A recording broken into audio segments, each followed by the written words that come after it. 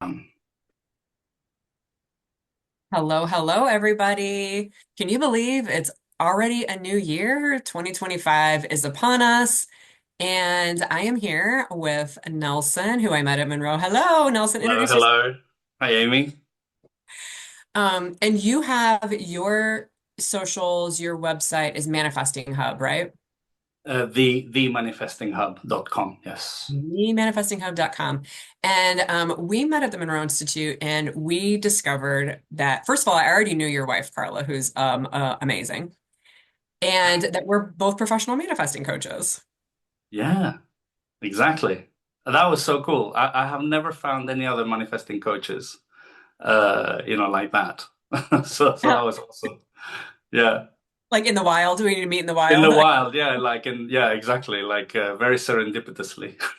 Yeah, and it's so funny because like I met your wife last year, the year before I met you.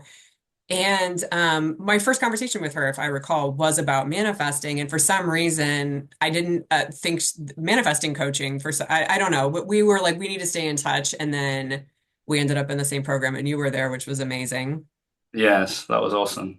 Energy medicine. I remember it. Yeah. So we're going to be talking today. We're going to be sharing some of the things we like to do at the new year as manifestors, as manifesting coaches. We thought it's a nice time to reset. A lot of people like to reset and refocus. And so I'm going to share a couple things. Nelson's going to share some stuff. We're also going to talk about Monroe a little bit because it's near and dear to both of our hearts. Yep, absolutely. And I think you were going to share as well a free meditation that they offer that you really like. Yes, a couple. Yes. Okay, good. So, We'll share the link on the post yeah. somehow. Yeah. Um, so let's jump right into this.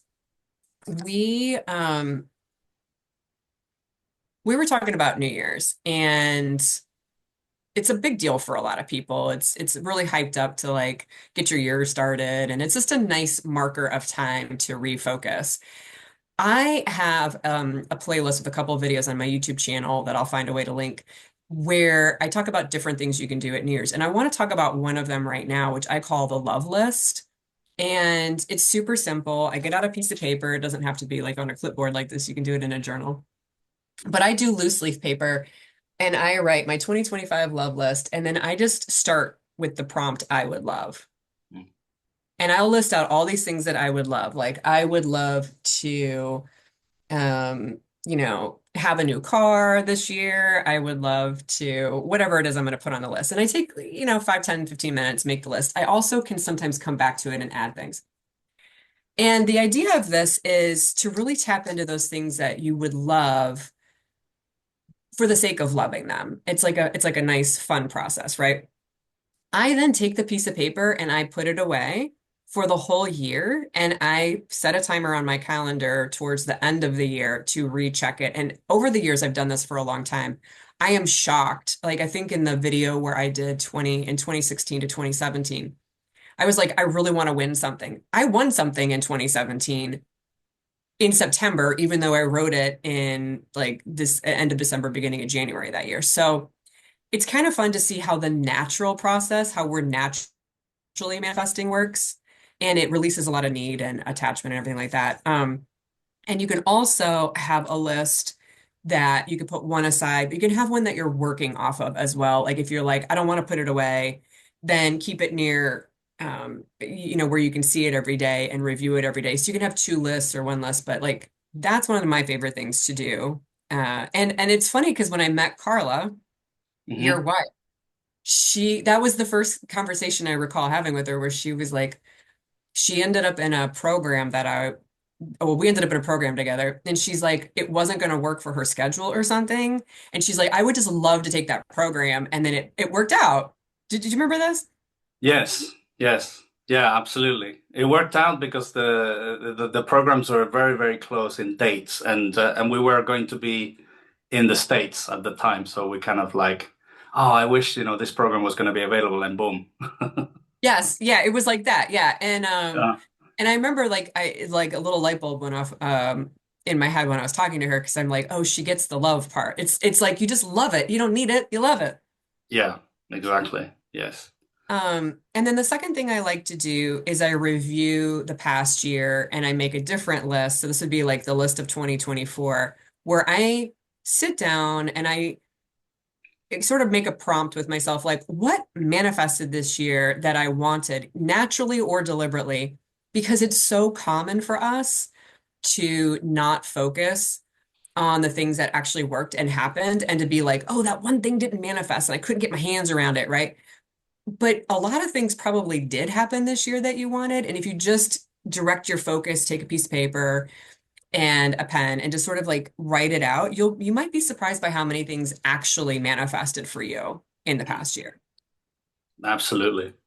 Yeah, and you mentioned the word focus.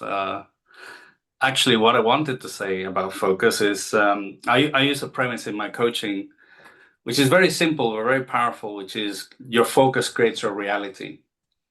And your focus creates your reality because you direct your energy towards the things that you want and you love. So if you put your focus on your love list, well, that's the inevitable result is that, that's going to manifest. And whatever energetic patterns and serendipities and synchronicities will happen and that will align to what you love. And you said it right. I think the big piece that I think we both learn also in Monroe is that connecting to your heart and actually speaking from the heart in terms of what you want, because that's more kind of linked to your purpose and what you're meant to be doing. And yeah, so the universe kind of opens up avenues for you to actually manifest that in the end. Yeah. Yeah. And focus is focus is one of the biggest skills you can develop. And you do one-on-one coaching, and I've done one-on-one coaching for years. I also have a master class, which is what to focus on. Because to me, when I'm coaching people, I don't know how it is for you, but the biggest flip that someone can make in their focus is to get clear about what they want and put their attention on it, even Yeah, if it makes no sense. Like even if everything else is going on within them, it's yeah, like you sort of are like, okay, so all of this is here, circumstances, the past, it doesn't look feasible. I'm gonna put my attention over here anyway. exactly, exactly. Yeah, spot on. I mean, like, so if you're and it's very insidious because your focus gets distracted very easily of the things that you lack, for example, right? So you're going through a tough time, in your business or your career, and then you're not generating whatever, money that you're thinking you should, but then you put your focus on, oh, I don't have money or I don't have this. And sure enough, if you continue to focus on that thing that you don't have, it will continue to manifest because you're Yeah, giving it energy. And also what I find in my coaching a lot is people's egos hijacks their attention all the time, like and they don't notice, like, I because I've been like this, like you say, I've been like this all my life. This is the way I behave, and this is the way I react to everything, and so it's natural. So it's part of my personality. But what they don't know is that the personality is actually getting in the way. The ego self, let's say, gets in the way, and then that's actually what's sabotaging them in the end. So the idea would be to, yeah, refocus, but also notice when yeah. you're actually being sabotaged. And can I just interject here? The word that was such a game changer for me, what about what you're talking about, is it's a habit. It's like it's an automated habit of thinking, and we think it's us, and it's not. It's like a program on your computer. It's not the computer. And it's like, well, I've been running this program since since I was a kid. It's like you can actually deactivate that program and put another one in there. So the word habit really helped me to be like, oh, I'm really good at changing habits. It's not me, it's a habit. Yeah. Yeah, it's programming. It's total programming. Like, between ages 0 and 7, you don't know, but you have a lot of programming that happened, either limiting beliefs or ways of being or the environment or your parents told you off to do something, and then all of a sudden you keep repeating those patterns and unconsciously. And yeah, and the worst part is that you think it's normal because that's who you are, at the core. But in reality, that's not who you are. I mean, we know from Monroe that that's not who you are, really. Oh, we definitely know from Monroe that's not who you are. It's one of the best places in the world to go to find out. You don't know Exactly, who you are. exactly. I mean, what you quickly realize is that this is our physical body is a vehicle of orientation. You're here to experience life in the physical, and there is more to you than meets the eye. So and that's the journey is to discover that. Yeah, and I love what is Bob Monroe's iconic phrase? I am more than my physical body, or yeah, you are more than your physical body. We're more than a physical body. Yeah. Yeah, and you get to explore that at Monroe and find out what that looks like and have your Yes. own experience of it instead of being told what it is, which I really like. Exactly. Exactly. It's very empowering for sure. Yeah. You were talking about your love list and sort of what I remembered is so the other thing that I find useful when coaching people is to identify where they're coming from. So if they're coming from a victim, everything looks like lacking. But if they come from a much more uh, creative side, let's say from your heart, you see things in a very, very different way because your heart has no way of being a victim. You can't be in both modes at the same time. So you can't be, oh, I lack this and poor me and this is not happening in my life because I'm like this and somebody else did this to me and the government doesn't give me anything and so all of a sudden it's everybody's fault. Yeah. But one thing that uh, I really encourage through my coaching is to be self-responsible. Like, you create everything, the good, the bad, and that kind of assumption of responsibility is a really good starting point because once you know that, what you're doing or what you're not doing, action or inaction, actually affects what you're creating, then you really start to empower yourself and to say, where is my focus, right? So am I focused on being a victim in this case, or am I focused to actually being the predominant creative force of my life and actually directing my life towards what I love? Can I want to share something here. I think that might be really helpful for the people watching.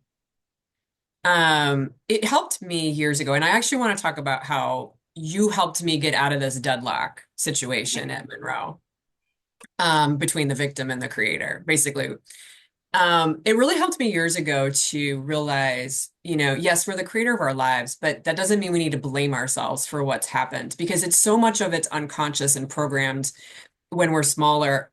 And I saw a phrase that said something like, it's not your fault what happened to you, but it is your responsibility to do Mm, something about it. Like, and I love that because it takes the blame off, but it puts you still back in that power of position. Because, like, I always ask myself, like, if I had known yes. what was happening, would I have chosen to do this to myself? Or, and the answer is no. Well, then I didn't mean to do it. It was unconscious. I'm going to forgive myself, but I'm going to take that power back, right? Hmm. So when we met, it was in August, and I had been deadlocked between the victim mode and the creator mode. I mean, like they were just neck and neck on a very important subject for me. And I was beside myself. I was not able to figure out what to do. And I was able to see both of them, but my programming was so intense around the victim's side of it. And I want you to share what happened because like you saw me. I was fine, but I wasn't fine. Yeah, you were fine, but you weren't fine. And let's just be clear. At this point, I haven't met you before, so I don't know what is your baseline. Um, Yeah. and then I remember we were sat down on the sofas there and we were chatting. And then you kind of were saying about your issues. And you were obviously emotionally very, very sensitive about this. Yeah. And since Monroe. I developed this ability that I um, I call it spiritual problem solving for people. Like if I am talking to somebody, all of a sudden I get this sense that there is a message for them Yeah. that I'm receiving. Okay. And I'm not questioning where I receive it from, or I sometimes get a sense that it's a perhaps a family relative on the other side, or your higher self kind of channeled through me. Like, your higher self said, okay, this guy is listening, so let me just talk, for them to listen this message because they haven't been listening. And it feels really like that. And I remember I said to you, hey, do you have, are both of your parents here, or are they on the other side? Yeah, and you didn't know that. I You didn't didn't. know. Yeah, and both my parents have passed away, so they're both on the other side. Yeah. Yeah. And I was like, so oh, that caught me, like, because I'm young, for both my parents to be gone. exactly. So that was that's why I asked, because I normally don't ask, but I felt I needed to confirm it. And then I told you what I told you, right? Yeah, And then I think, and then you told me, like, I it was don't a know. big deal. I So yeah. basically, the message that you got was that my parents were there or coming through to you or giving you a message of some sort, that they were there to help me make a decision. Yeah. And there was a couple pieces to this. So I want to point out, I was not in a great place. So I was able to get this information, this guidance, this support, this answer that I was really looking for when I felt super stuck. I did not feel like I was emotionally in a great place, and it still came through. So I want to remind people, you do not need to be happy-go-lucky puppies and rainbows all the time, right? And I was struggling with this. Yeah. Um, and I didn't even know that I was looking for a to make a decision. So the first thing that came through was you were like, they're here to help you make a decision, make the decision, the decision. Mm, And I was like, that's what it is. I'm stuck because I haven't made a decision. I'm like the two parts of me are fighting each other and I can't decide which one's going to win.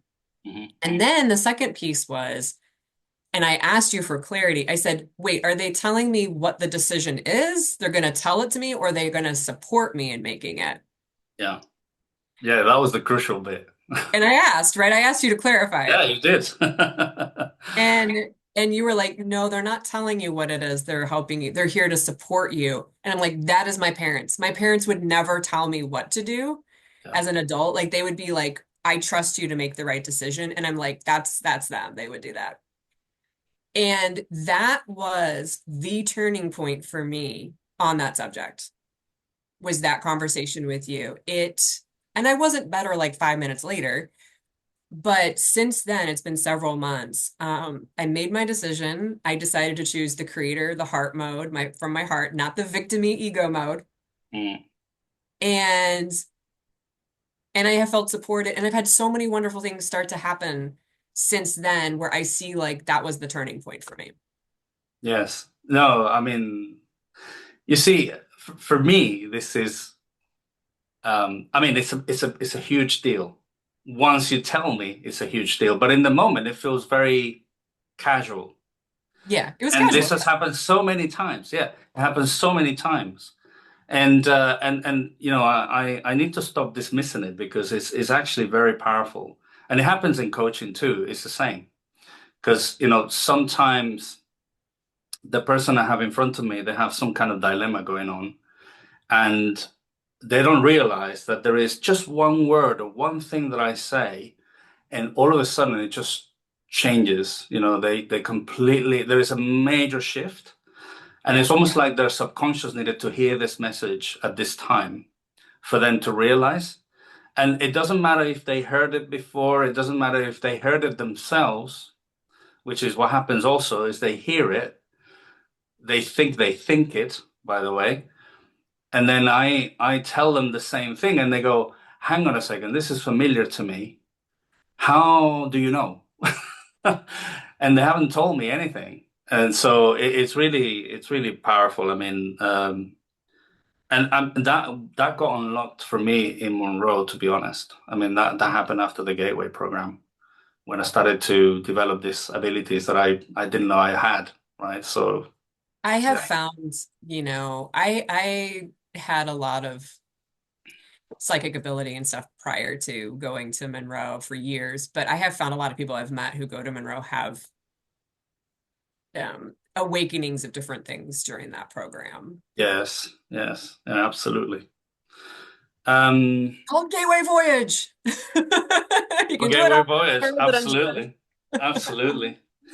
I mean, the other thing that I use a lot in my coaching is intuition. The development of intuition is actually what connects people to their heart. Yeah. So if you are actually stuck coming up with that love list that you mentioned, Yes. one way of doing it is connecting through your heart, but also using intuition. And the best way to access your intuition is to relax and just allow for intuition to happen. To you receive it and you know it when you do it. And if you don't know it, you can actually develop it by having a meditation practice. Like Monroe, we're gonna recommend a couple of meditations there. And by having a meditation practice that is consistent, then eventually, especially with Monroe and the hemisync technology, your brain waves start to align, they start to synchronize both hemispheres, and your ego is actually a bit quieted down. So your left brain, if you're right-handed, your left brain is where your ego sits. Your right brain will have more of a voice, and then that's when you start to actually, the right brain is the one that actually connects to your heart and to wisdom, Yeah. The creative which side. is create your creator self, exactly. And then that's when that voice starts to come through more often, and then you can actually listen to it. So yeah. Yeah, and it was so just going back to that moment. I didn't realize how profound it was in the moment either. It was a very casual conversation, but I did perk up. I'm like, "Oh, my parents?" You know, I was like, "My parents said that." That sounds like them. It's interesting because and I want to share this. I was searching for an answer. I was like, I need a breakthrough. And I always say like, don't use the word need, but I was like, I need a breakthrough. I realize like I can't go on like this. I can't go on deadlocked like this. I have to. But like I said again, I didn't know I needed to make a decision. I didn't know that's what it was. Yeah. And I didn't know that feeling supported was important. And it's like there's a higher part of ourselves. We're all one consciousness, right? That is working for us, helping us. It just needs some direction, Mm, and my direction was for the love, please. Like I need some help. It comes through you and it comes in a package that resonates with me. mm, You weren't like, oh, I get this message just from nowhere. It morphed into my head. You're like, it's your parents. Like that connects with me. So this higher part of us knows how to get these things to us in a way that will land. yeah, definitely. And this is something I think it's often really overlooked in manifesting because a lot of the people that I encounter in the manifesting world think everything rests on their shoulders. And it's like, no, there's a huge part of you, a huge part of us, all that is, that Yeah. you can direct your focus to get support and to leverage that from. And you were talking about that earlier about directing your focus. Mm. Yes. So when you direct your focus, so without being too woo-woo, but your will is expressed through the solar plexus chakra. So if you lack drive and if you lack focus, by let's say working on your will, which is freeing up and recover. You mentioned power, regaining power, right? regaining power is actually expressed through the will and the solar plexus. Because most of our childhood, we were always told, you can't do this, you can't touch that, oh, that's dangerous. And slowly but surely that chips away on your will because you as a child you want to express yourself, but then society wants you to be safe. And Yeah. so you can't express yourself properly because your power is taken away from you. Mhm. So there's a whole part of manifesting that is actually regaining power. And one of them you mentioned already, going back, seeing scenes from childhood. I mean, don't blame your parents because your parents, did what they could do, in the best way they could with the resources they had. And you change that relationship with that growing child. That's already very, very empowering. But at the same time, you're still, being an adult. When you want to apply focus, it's about power. It's about actually putting power where it should be. And all your actions, all your thoughts, your people that you meet are all in relation to that, to that thing that you love. And by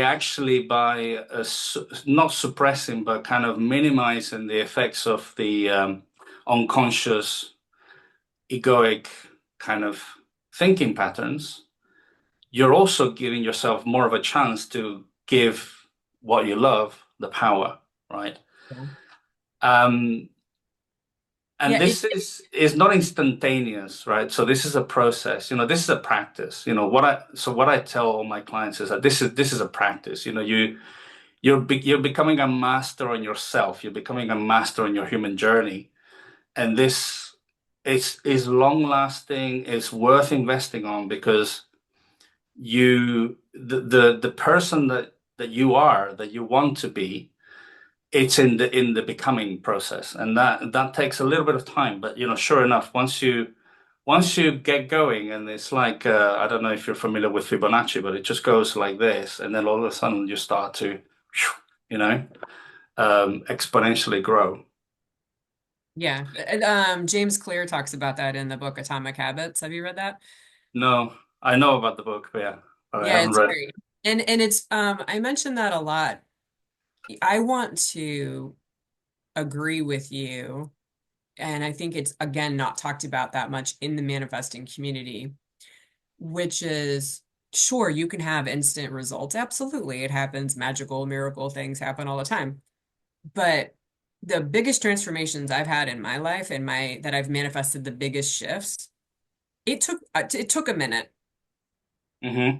And it was like that. It's like I'm doing a lot of work, I'm doing a lot of work, I'm doing a lot of, oh my God, I'm just gonna keep doing this work. I'm gonna keep this and then you hit like a point Exactly. where it starts to go up. And that's mentioned in the book, Atomic Habits, and you just mentioned it as well. And it's like a thing.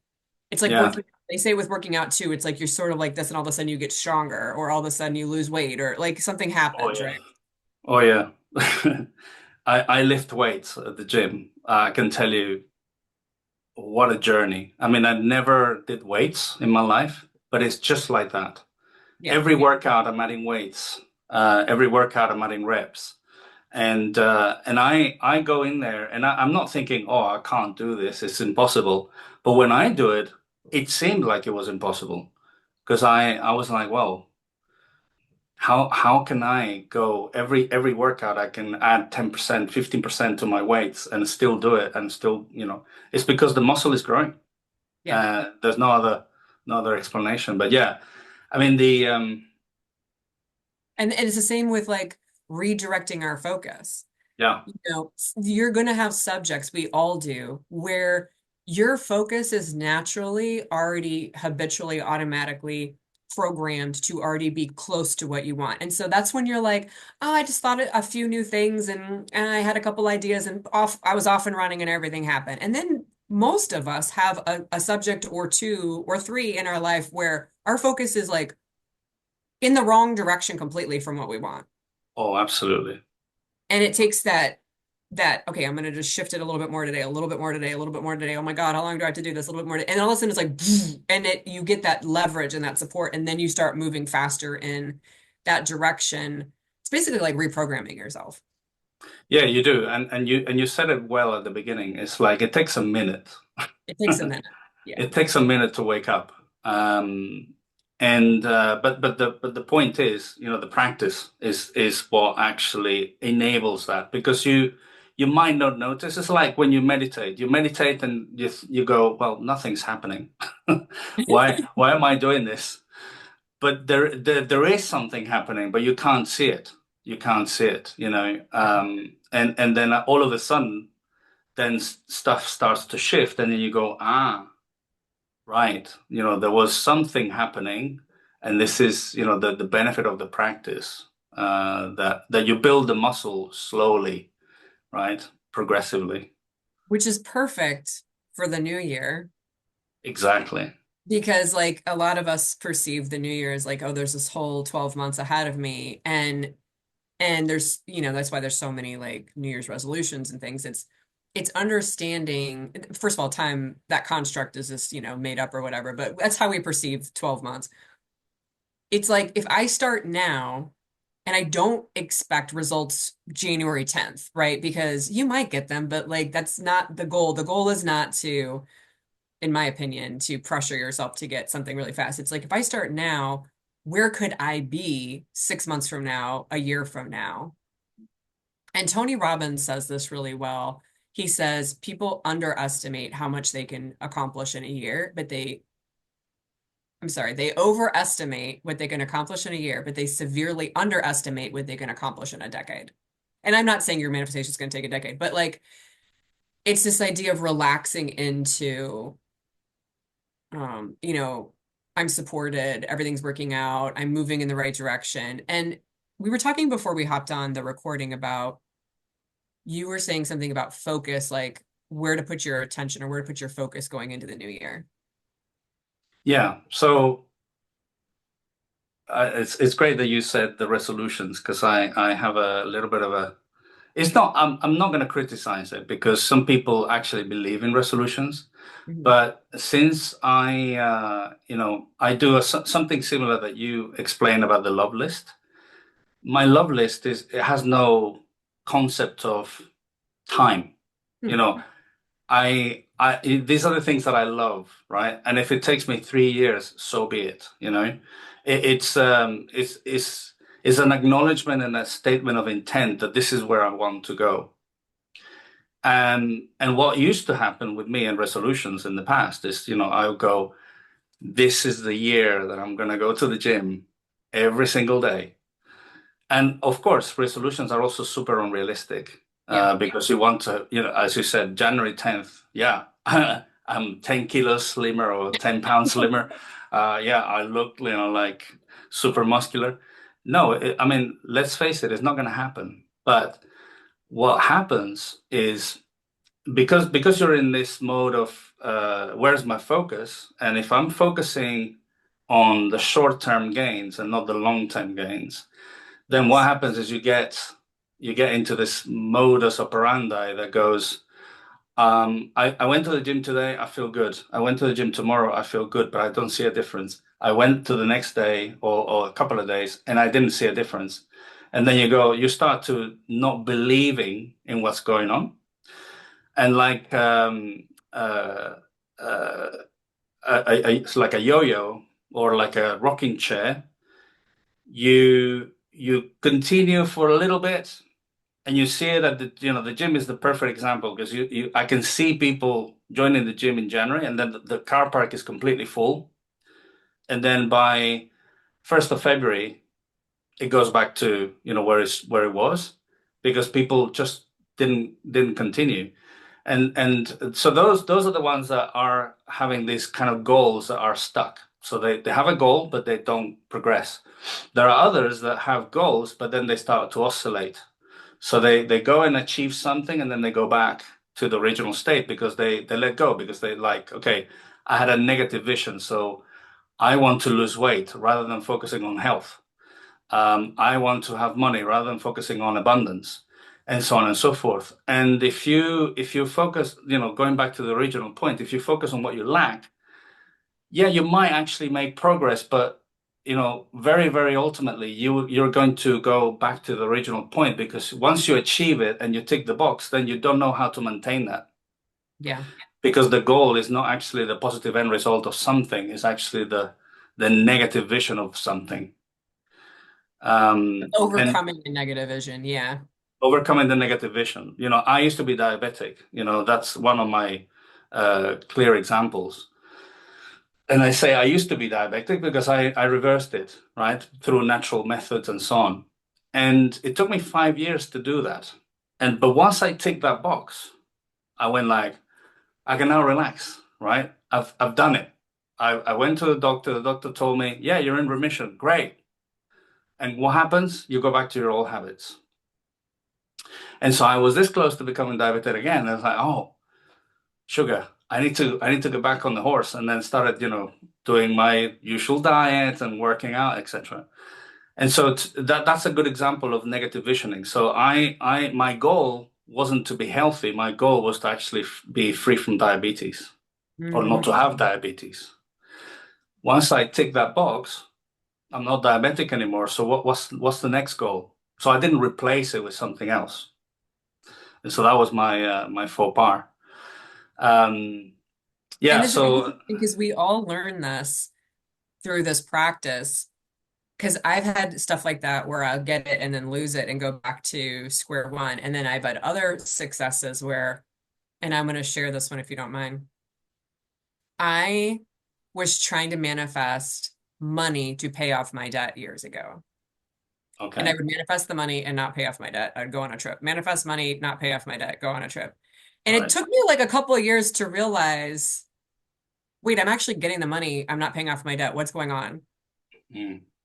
And when I got super clear, I'm like, I want to be a debt-free person, which means I need to not generate debt. Yes. It was a totally different thing. It sounds the same, but it's slightly different. Oh yeah, And absolutely. I spent 10 months working on revamping how I interacted with money and spending because it was about spending for me, not about debt. And when Yeah. I spent those 10 months consciously focusing on I want to be a someone who spends less than they have and to remain debt free, um, it stuck. I've been debt free for 12 years. It Mm. stuck.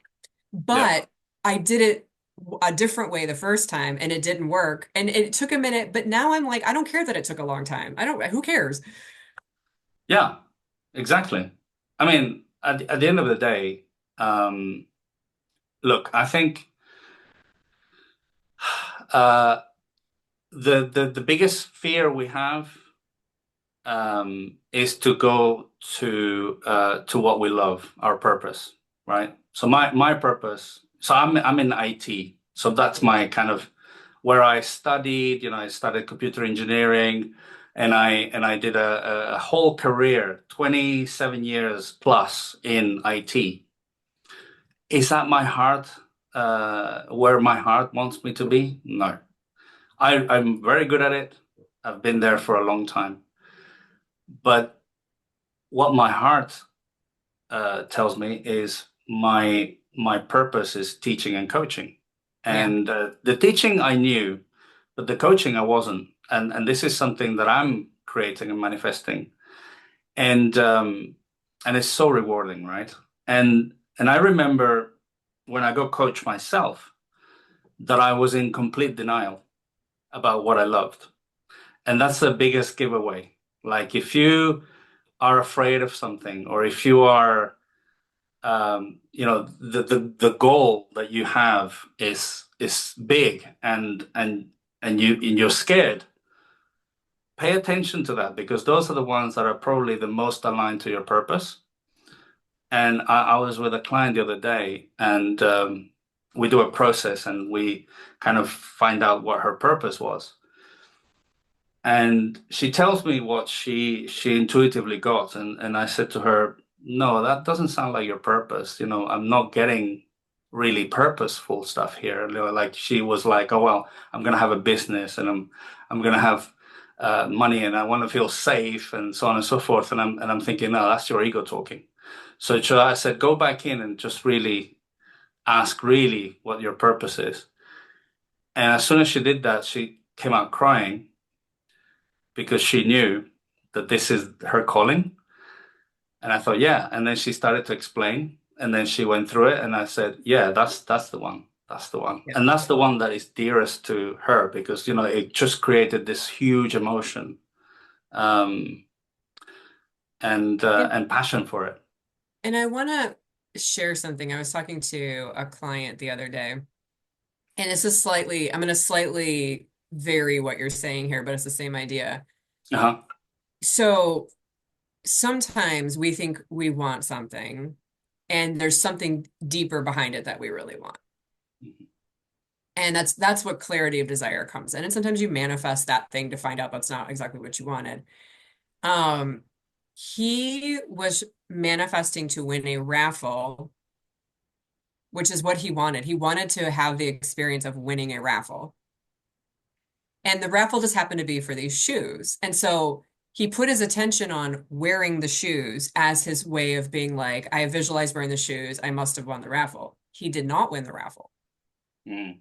And what's interesting is he said to me, after I didn't win, I thought, well, I could just go buy the shoes, but they're really ugly. I don't even want them. Ah. And I thought it was such a perfect example because he's a really good manifester and he's practicing with all this stuff.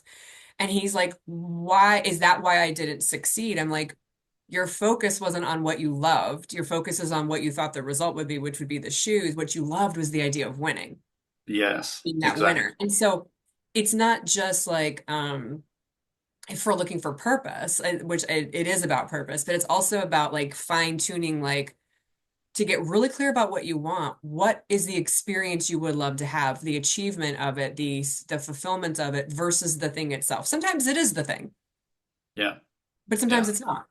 No, exactly. Yeah, very good example. A very good example of what you think you're focused on, you're actually not, right? Um, and so that it's a very powerful question. I think we were chatting before the video.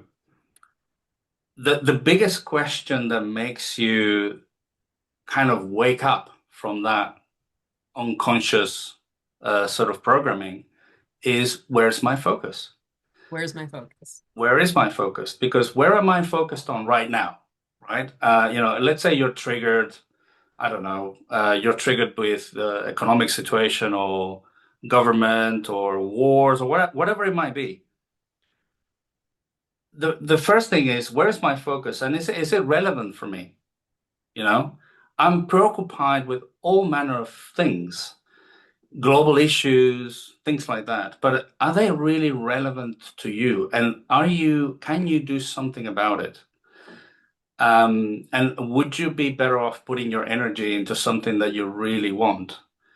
And those questions will inevitably, if you have a good sort of um, practice to ask yourself these questions, even, once a week, right? When on a Sunday afternoon when you're fairly relaxed and you have space, you can ask these questions and write down the answers. And where has my focus been in the last week? And did I really achieve what I wanted to achieve?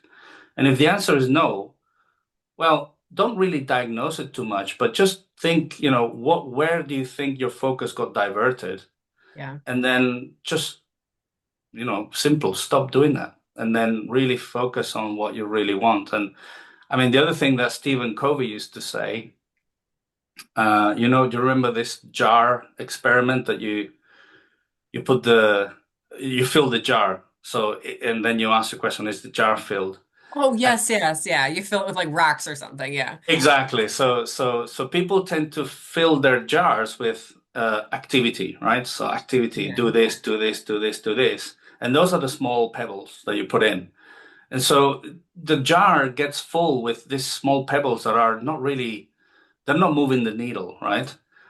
But if you identify those big rocks that he used to call them, those big rocks are your life purpose goals, right? Your things that you want to do, the things that you want to love.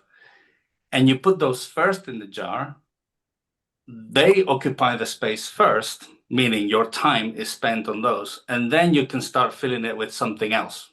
The pebbles. And then the final thing is sand, which is all little, Sand, and yeah. then water, right? Water is Yeah. the Oh yeah, last one, one. which is great. And anybody can look it up in YouTube if you're interested. You can find the like the jar and rocks experiment or something, Yeah. and there is a good video about that. But yeah, I mean, then as I was saying, if you go through your week and then on Sunday night you go, well, I didn't accomplish anything that I wanted to accomplish. Well, why is that? Because you didn't put the rocks first, right? You put a lot of inessential activity, perhaps. Yeah. And then, well, looking forward, what is my following week is going to look like? Well, review your love list and then pick me even one, and then just create space in your calendar to do something about what you love. Yeah.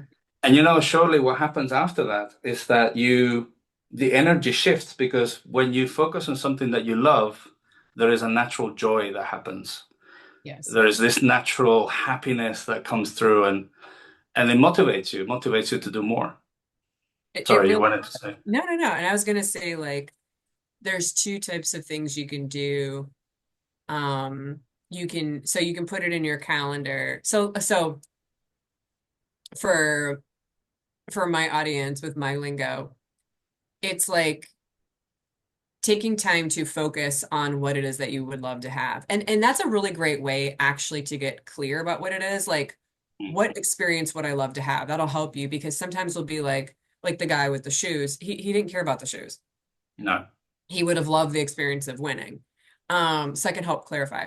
You can put it in your calendar, like every day this week, I'm going to visualize or meditate or focus or script and do some sort of focusing method if you don't have any actions around it to take. Or if you do, and action's a big subject in the manifesting world as well. I found this content years ago and I really appreciate it by, I think his name is Steve Pavlina.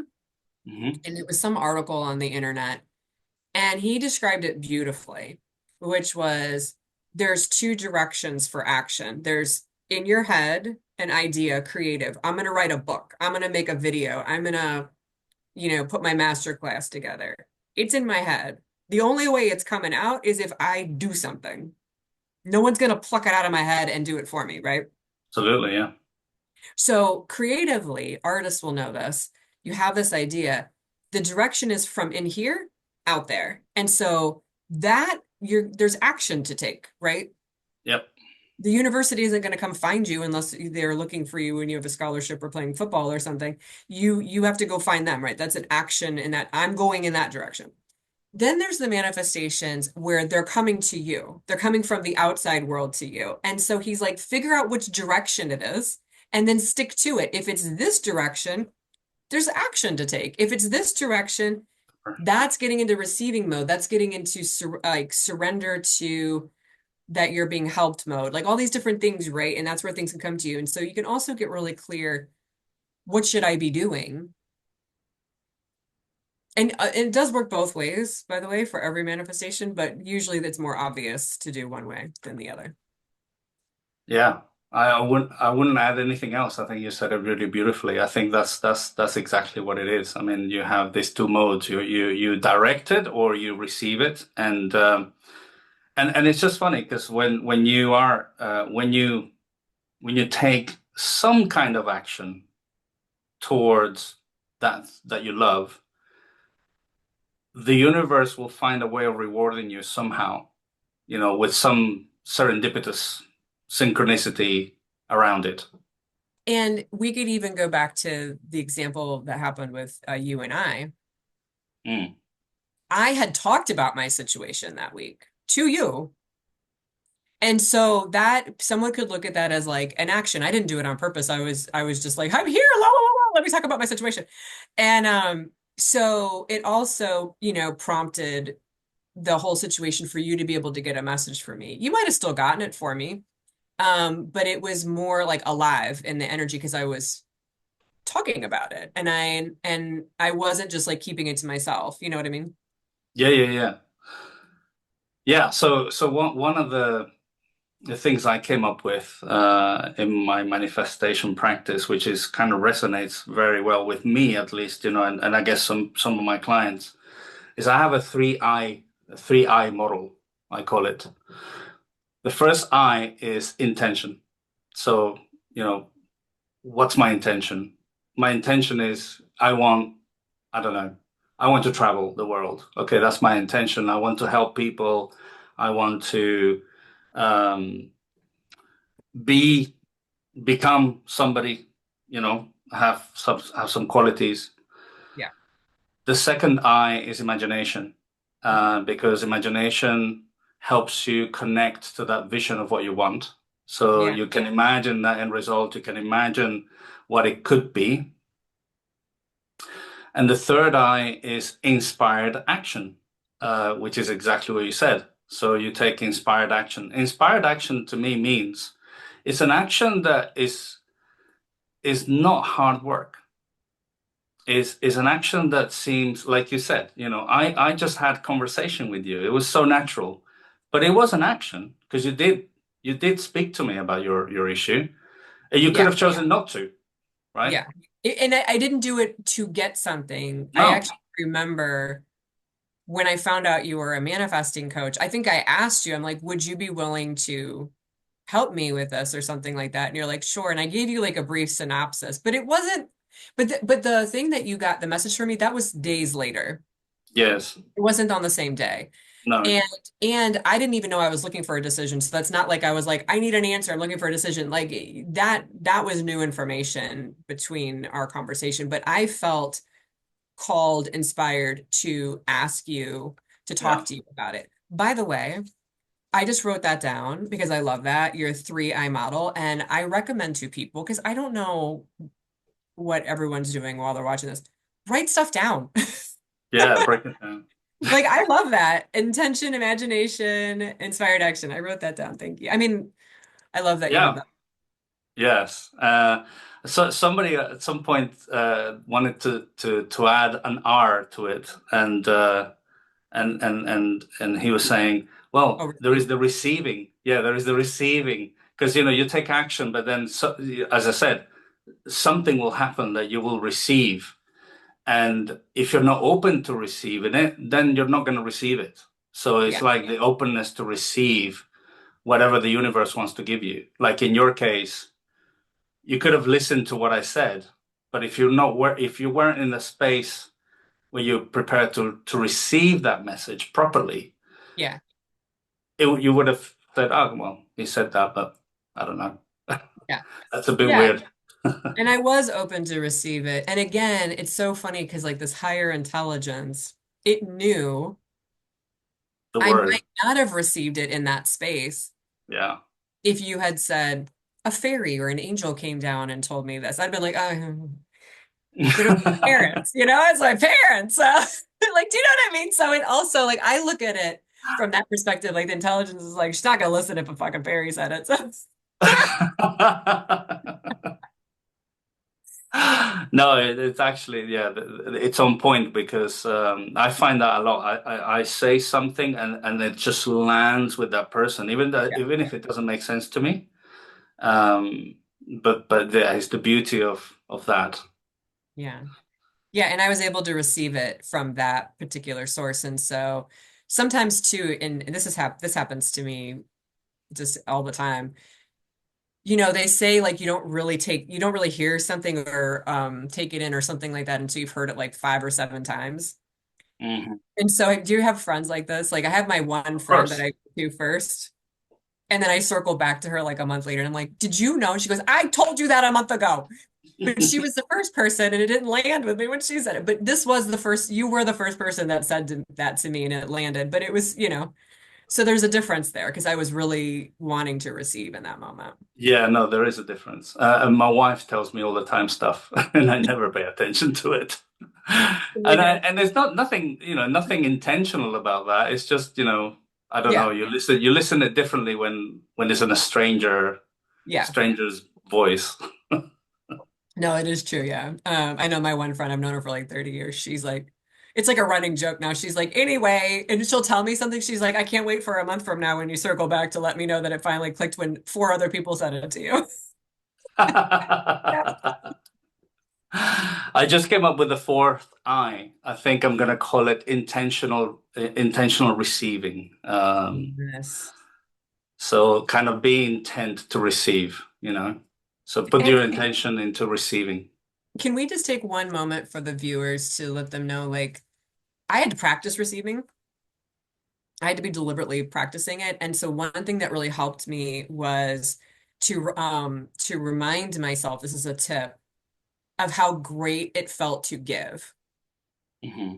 And so I now see it as a symbiotic experience, right? So like if someone is giving, the universe or a person is giving, it's like I'm grateful to receive because I know it's completing that circuit versus if I try to give something to someone and they're like, no, no, no, no, no, I can't have it. No, no, no. It's like it sort of it doesn't make me feel bad, but it's sort of like, oh, I didn't get to complete that joy of giving. Yeah. Yes. It just prompts me to say also, you're not going to be in a very receptive mode if you're not actually acknowledging the abundance you have in your life. It happens to me all the time. If I'm kind of stuck or like nothing's flowing and I feel like my creative process is somehow blocked, Yeah. the first thing that unblocks it really quickly is just to be grateful, you know, Yeah. gratitude towards stuff that you already have or the abundance that you're living in and you know it doesn't have to be abundance, right? But you know it just happened to me. But you know you could be grateful for the air you're breathing. You could be grateful for you know the house that you have. You could be grateful for anything. You could be grateful for the bird that you saw on a tree and it was singing a song and then it kind of made you pay attention to it, right? And this makes me actually say this, and I say this very, very kindly towards everybody because we've all probably been there at least once in our life. Being ungrateful for what you have, to me, is a really good way to shut down receiving completely. Exactly. And that's a difference to being like not even noticing whether you're grateful or not. That's the sort of like going through your day. So there's grateful, there's like that neutral zone, and then there's like actively ungrateful. Hmm. And I've Yeah. seen this over time with people who they'll receive something they wanted and they're not, it isn't exactly what they want yet, and they're super ungrateful for it. And like other things seem to Yeah. be taken It's it, away. well, I mean, if you were able to take a picture of your energy when you're in on gratitude, gratitude, ungratitude, or ingratitude, I can't remember. Um, there will be, let's say there is an aura about you, but when you're in gratitude mode, the aura will be completely different, and it will be you're shining, your energy spirals up. You know, you're not spiraling down. And when you spiral up, funnily enough, better things start to happen because your thought patterns actually change. Yeah.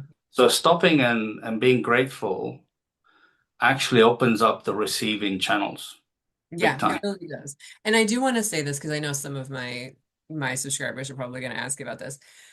Being ungrateful or actively not grateful about something is different than like let's say you're manifesting a relationship and you go on a really great date and but then you realize you don't like the person. Hmm. I'm not saying like be super grateful for the fact that you got the date but not the relationship. If and how let me rephrase it. It's more like I'm not saying you're being ungrateful if you're aware it wasn't the full thing yet. Hmm. Right? That's more like, okay, oh, that was disappointing. I was really hopeful, and I'm going to go back to the drawing board and remanifest it. That's not being ungrateful. Ungrateful is like, I cannot believe I manifested a relationship and I got this date, and this person was the wrong person. Like, it's more like an active. Ungratefulness to me is active for some Yeah. reason. Absolutely. Yeah, yeah, totally. Complaining. It's complaining. It's complaining is again, it's I focusing love on it. what you lack. It's yeah, it feels very different. You know, when you're It feels good. grateful, genuinely, when you're grateful for something, you will notice you put a smile on your face. You're completely different compared to being ungrateful. Yeah. Yeah. Or just assessing the situation neutrally and being like, okay, this is I'm grateful for this, but I would like to adjust that. That's also like a totally different arena. Yes. So I think to manifest the love list, you definitely want to be grateful and Yeah. start from a place of gratitude and shift your energy. I think Yeah. the important point is to be in that upward spiral that keep rising up with positive energy. Yeah. Um, and thought patterns actually are aligned to what you love as opposed to being against you. And I have an idea because for me, it's easy to do a love list. I've trained my focus to be able to do that. And I know some people, it may be a little bit harder. So you were going to mention a Monroe meditation or two. I have a meditation that I would like to recommend. It's 10 minutes. It's not mine. It's free on YouTube. I will find a way to link it. It's the heart coherence, brain coherence thing. Oh yeah, And it's by Gabriel. It's a guy, Gabriel Gonzalez. And it's a beautiful meditation, and he guides you through having like a nice loving memory, and then you radiate love to someone that you care about, and then you receive that love yourself. And I always come out of that meditation feeling like all sparkly and happy. And so maybe beautiful. you could do like a quick 10 minutes for that, and then do your love list. It's okay to use primers and stuff like that. Oh, it's totally okay. Totally okay. Yeah, that's super, super cool. Um, yeah, connecting to the heart. That's yeah, it puts a smile on my face because I Yeah. just love that. Because when you said that, it took me back to those moments when I'm connected to my heart, Mhm. and you literally feel the warmth in your chest. Like I'm an engineer, right? I mean, well, I'm an engineer now. I'm many things, but before I came across manifestation and my modality and what I'm doing, um, I had a very engineering brain. So for me, connecting to the heart was like a bit alien. You know what I mean? It's Yeah. like I'm so cerebral, that I just couldn't. And nowadays, I'm thinking, wow, what the hell was happening? Because you know, the best thing that has ever happened to me is to connect to my heart. And if with your meditation, I haven't done that one, but I've done definitely a lot of heart-based meditations, and they definitely work, and they definitely put you in a really right space. Yeah, and anyone who's manifesting any sort of positive experience with a specific person, whether it's romantic, family, coworker, doesn't make a difference. That particular meditation is really nice because you can direct that love and you tap into the love first, and then you can direct it to that person and send it. It's really a beautiful exercise. I gotta write down, remember to post it again. Awesome. I've Yeah, recommended it before, and I want to recommend it again. definitely. Yeah, Um, Yeah, and that's something too I don't think that people necessarily realize is, we're already putting our attention somewhere all the time. yeah, And what you're doing is you're learning a skill of how to direct it to the things that you love because we were told as children and by society to direct it towards other things that, no, focus on this. You're like, oh, I want to go play with my GI Joe. No, go focus on this. Do your math homework. You're like, oh, okay. What, it's like we're taught how to train our focus to other things, and you can actually learn to train your focus to the things that you love, which is a skill. And it takes a little bit of time to develop a skill, FYI, to everybody out there. it does. It does. I think ancient cultures they had a way of balancing analytical thinking and creative thinking, right? So they use both in almost equal measures. I think in the Western world we grew more and more attached to our analytical and logical way of living Yeah. because I mean, living in a city, you notice it really clearly. Like, and the problem is the logical brain and analytical brain creates separation because what it does is defines everything. It will put labels on everything, right? And when you put labels on everything, you become separate from that thing because it's like, well, I'm not of how can I be Amy? But in reality, we are connected Yeah. in a different plane, but we are connected and we are one, and so on and so forth. But without being too, woo-woo about it, if you're trained and society has been trained to be kind of developing your analytical skills, which are super useful. I'm actually who I am because of that, and I'm super grateful. But it's not just at the exclusion of your creative side, because your creative side is equally, in good measure, actually the one that should be informing your analytical brain to bring things to physical matter reality. Yeah. Because your right brain is the creative one, is the coming up with the ideas. The left brain is actually the one that actually makes it happen.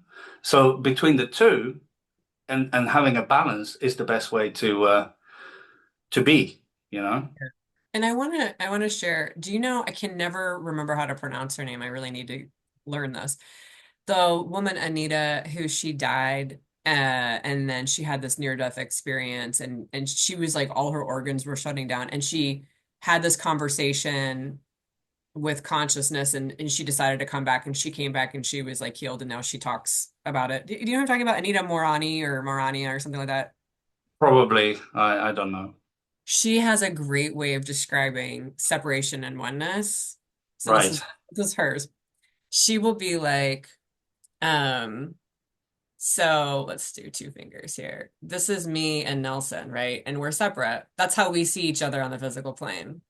And Yeah. she's like, but what she realized when she had this near-death experience is we're actually all one. We Yeah. don't see this part down here on the I see. Yeah, but we're nice. actually all connected. Like we are one, but we Like we have, appear as four different different people, right? But and I love that because it was such a tangible. that's a great, it's like, yeah, you have the same root system. It's like Mhm. a tree and the two branches are separate, but they come from the same tree. Yeah. And you're like, oh, you're over there. Oh, you're over there. We're the Yeah, same yeah. tree. We're Yeah, just one. look down. Yeah. And that's what we get to find out different things about. Well, you get to explore consciousness at Monroe, the Monroe Institute, Yeah. and find out how vast and infinite it is and all the different things that can go on in there that are different phases from physical reality. And one of the main things I've loved about my experiences there, I've done a ton of programs, is, you know, you can phase, I call it phasing. You can phase into a different um, focus levels, what they call them, focus levels. And physical reality is a focus level. We're focused into it. And then when we dream, we're in a different level. And Mhm. when we are lucid dreaming, it's a different level. And then we're having an out-of-body experience, it's a different level. And you start to realize like, oh, I see how I'm more than my physical body. I'm consciousness. And for me, as a manifester, that's helpful because I realize like I'm not bound by the rules of one physical location, one physical focus level. Yes, absolutely. Yeah. That was my soapbox about Monroe. No, that's great. I mean, the biggest realization I had, it's like I learned manifestation and creation and the processes and so on, but it felt very mechanical to me. But when I went to Monroe, I actually contextualized it with the non-physical part Yeah. and the spiritual part, and that's what I love the most because um, when you marry the two, then you realize that actually. Um, you you you yourself decided to have this life and you yourself actually have a path that you want to follow for soul growth. And I mean, it's if you take this phrase away from this conversation and just have it separately, you go, wow, that doesn't make any sense. But when you put it into the context of we're all creators and we're here to create, Yeah. and our responsibility is to create our lives in the way that we planned it.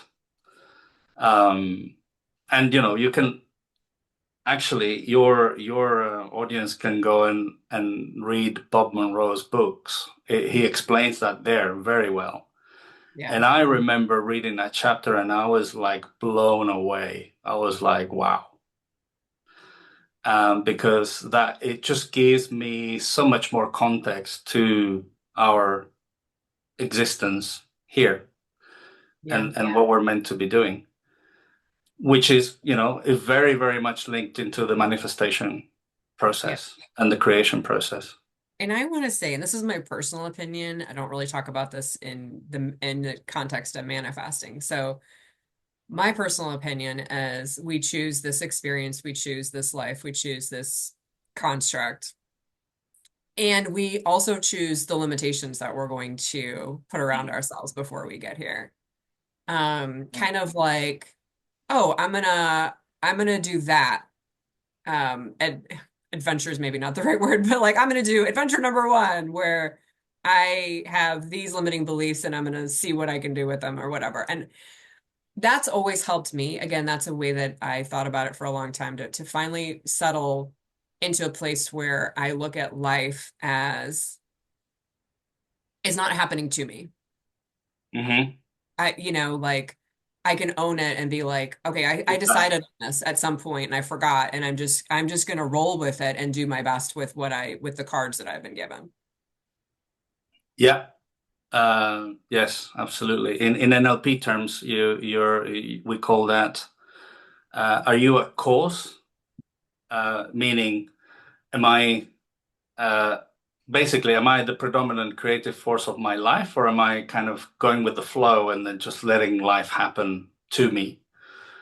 And that's so powerful because I've met a few people that actually they go with the flow and they think that going with the flow is, you know, directing, but unconsciously they're actually not uh, creating in the way they're supposed to because they feel like, well, I'm just letting the universe tell me what to do.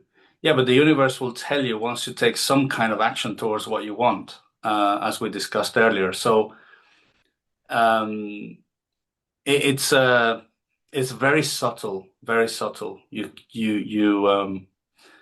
want to be at course, like you want to be directive. You want to have um, a plan aligned to what you're supposed to be doing.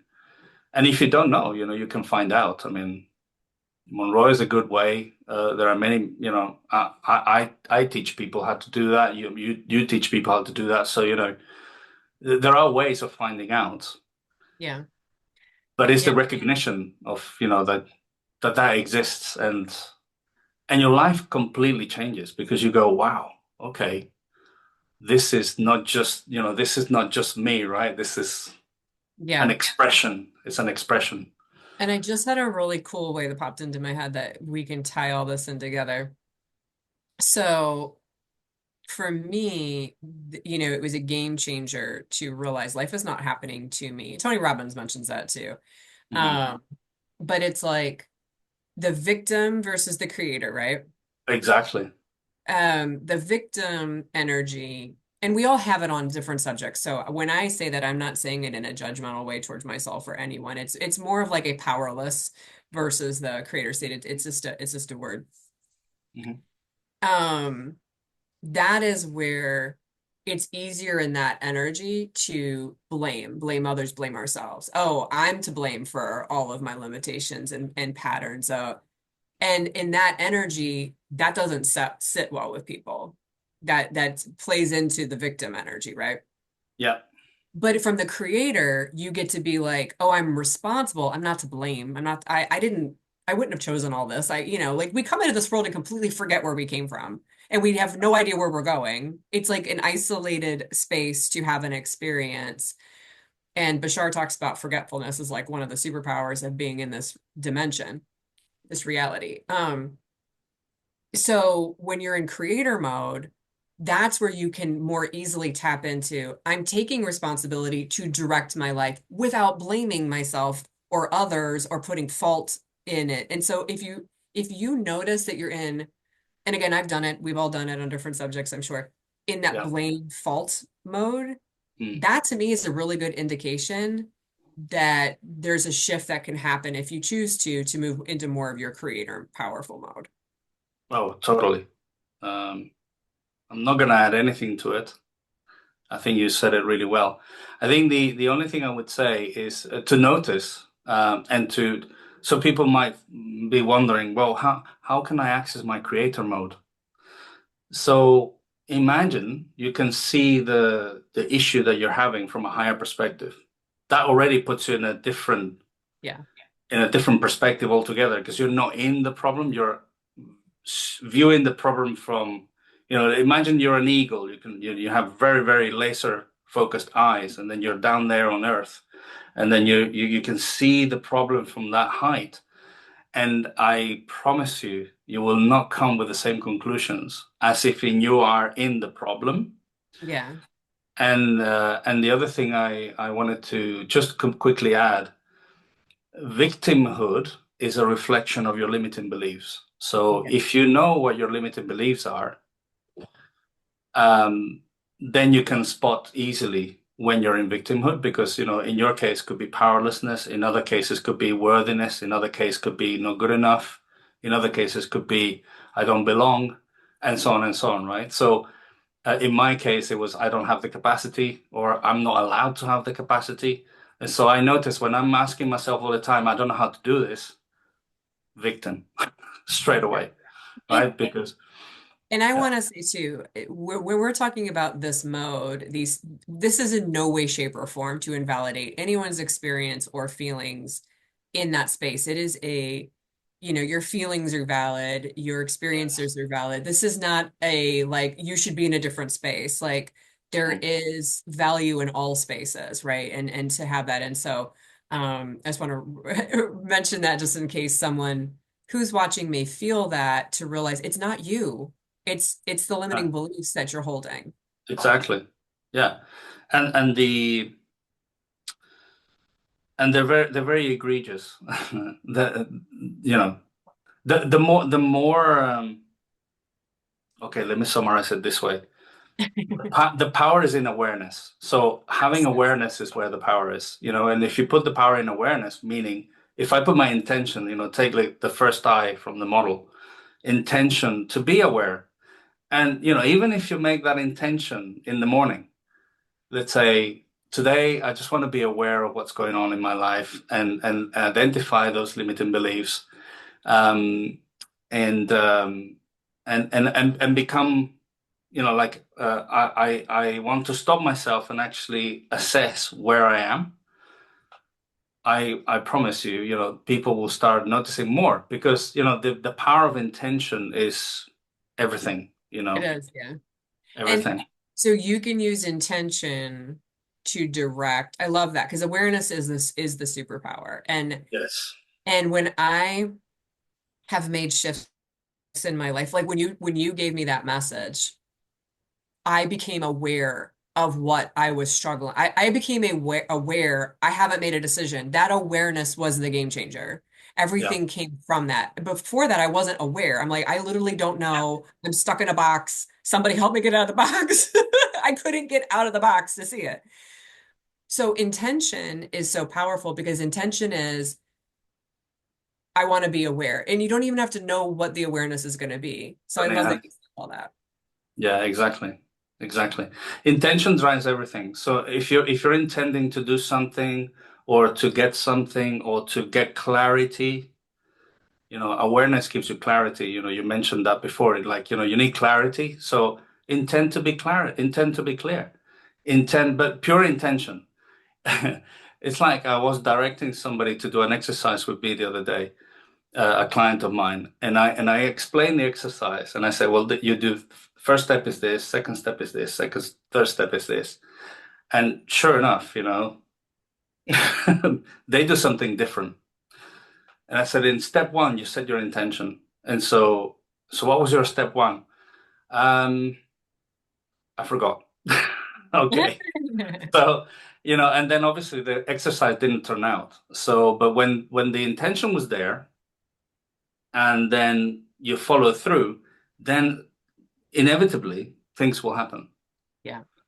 And I want to say, so, I've been to a bunch of programs at Monroe. I studied um psychic and clairvoyant stuff in my 20s in Chicago. I've, been around the spiritual manifesting community for decades. And I have found the one thread between no, it doesn't matter what modality it is, Yeah. out of body, remote viewing, psychic stuff, manifesting. The same one thread is intention. Yeah. Exactly. Yeah. That's why it's the number one in Yeah. my framework because once you're clear on your intention, then everything starts to follow. Even if the other steps are a little bit haphazard, Yeah. intention drives everything. It does. Yeah. It's sort of like it's like the GPS. Like this is my intention is go to this address, and then even Yes. if you get off course, the GPS is like, hey, here's I'm rerouting you. Or if you run into the road is closed, it's like like it drives everything to have the intention. So maybe Yeah. we could wrap up with that as what is your intention for 2025? Yes. All intentions for 2025. Yes. Yeah. What are your intentions? And then put the power on those. Where is your focus? Put the power on them. Put the power meaning, exercise your will, regain your power, put the power in those. And I mean, it would be great to hear from people after they watch this to see, how they got on with that process. And then Yeah. if stuff starts to shift, because I think some people will find that stuff starts to shift really quickly. Yes. And the how is not your job when it comes to this kind of stuff. Action, inspired action, showing up every day to focus or whatever you choose to do for your game plan. Yes, but like how I came to the awareness that I needed to make a decision between my, am I going to stay in victim mode on this subject or am I going to move into my creator heart-based mode and choose love on that Yeah. subject? I didn't have awareness. And so how could I have possibly come up with how it was going to happen? It came out of your mouth. Like there's no way I could have comprehended that in advance. And so it's Yes. understanding you're not alone in the process. And so when you set an intention and you do what you can to support it, it's like you're also being supported on the other side. Yeah. The other side of the mechanism or the however you want to call it. And so that's where it's like give it a little bit of time. Give it give it a few days. And I remember when I had spoken to you, I keep coming back to because it was so profound. You have no idea. I didn't realize how profound it was at the time either. I didn't know it was going to shift my direction Mm, because so basically, I did not know why I was stuck. mm. I teach this, I help people uncover it. I had talked to other people and I was stuck, stuck, stuck, stuck, stuck. And what I kept finding was people could give me both sides of the equation pragmatically, logically, and neither one of them were better that like neither answer had more pros or cons than the other. There was benefits to both in my world because I get to hold on to the victim state, right? Hmm. Which has a lot of benefits for most Yeah, right, people. right. Anyway, I'm like going off on a tangent. I didn't know, I didn't have the awareness, but I had the intention. I'm stuck, I need help. Yeah. And I put that out there. And then the awareness came because I put it out there because I didn't even know what in the world I was looking for. I Hmm. just knew I needed to pick something. I needed not pick something. I needed to have a breakthrough. The decision gave me a new intention, which was my new GPS. Now I had something to put into I'm going here. Before I wasn't going anywhere. I was like, should I put this address in or should I put that address in? Should I put this address in? Oh, I've been there before. I don't know if I want to go there again. Well, I've been there before. I definitely don't know if I want to go there again. I definitely want to go here. I don't want to go there. And I didn't even know I wasn't going anywhere. Yeah, yeah, yeah. I mean, you use the example that I use the most. Oh, I the always GPS. say The GPS one, yeah, it's one of my favorites because I use it going to Scotland. So I'm based in London, so Scotland is about 5 hours away from where I live. And to go to Scotland, you have to go through many places before you get to Scotland. So you know, so a long-term goal feels like going to Scotland for me. And and I was explaining this to a client. This was the best analogy I could give her because I was like, okay, I want to go to Scotland. So at least I am clear that I want to go to Scotland, but I don't know how I'm going to get to Scotland, right? So in the 90s, you would carry a map, a physical map, right? Yeah. Nowadays, you just punch it in the sat nav and then it will go. And But then along the way, and then so now I'm clear on the path. So okay, I need to go through Birmingham and then through York and blah blah blah. And then at some point, there is a blockage on the road. And if the sat nav is smart enough, it will reroute around it. But it still will be oriented towards Scotland, It right? doesn't So give it up. It's not like, well, doesn't give that's up. it. Yeah, exactly. York it That's is. it. There is a blockage. Wait, let's go back. Yeah. Let's stay here or let's go back. Well, we're not going forward. No, it's like it finds another route. Correct. And that's the application of will that I was talking about earlier. Like, you put your power in that, like I want to go to Scotland, that's where I want to go. And I don't get distracted, I don't take a left, in somewhere because I got attracted to something, right? No, am I going still to Scotland if I go in that way?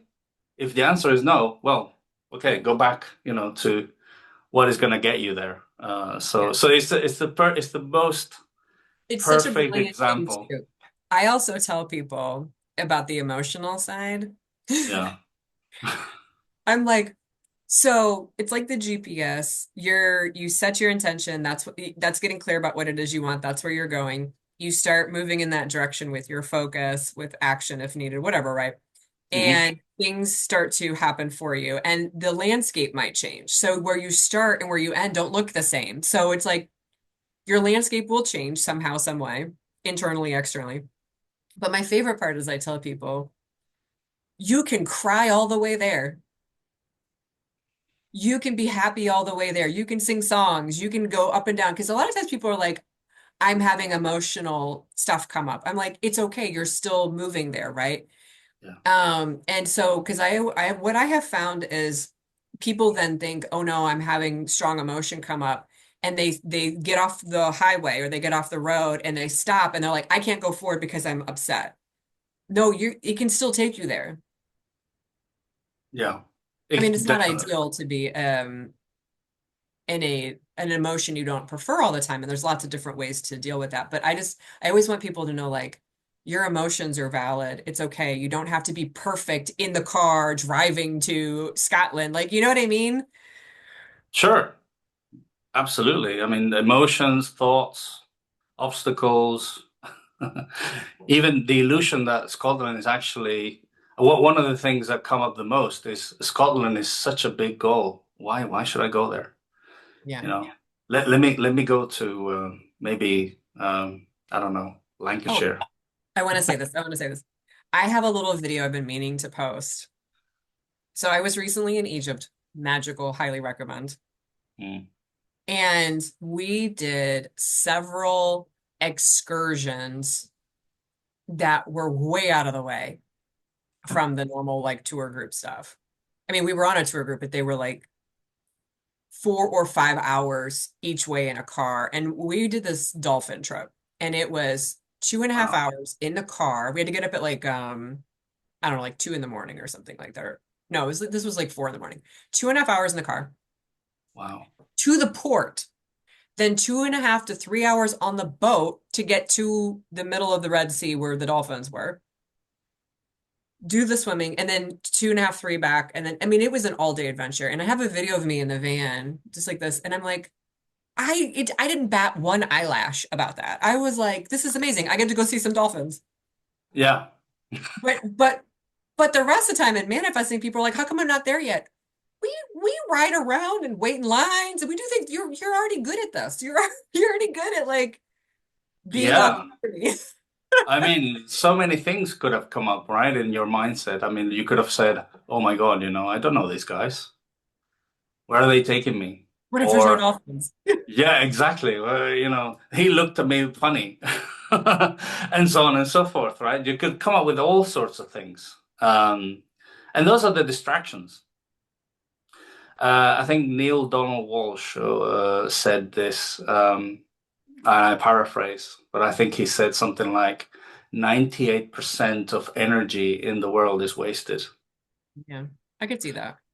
because you get distracted. You think you're going to Scotland, but in reality you're driving somewhere else, and then you go, oh gosh, Scotland is right over there, and then I'm down here. It's like, there's nowhere near. It's gonna take me Yes. more hours to get there.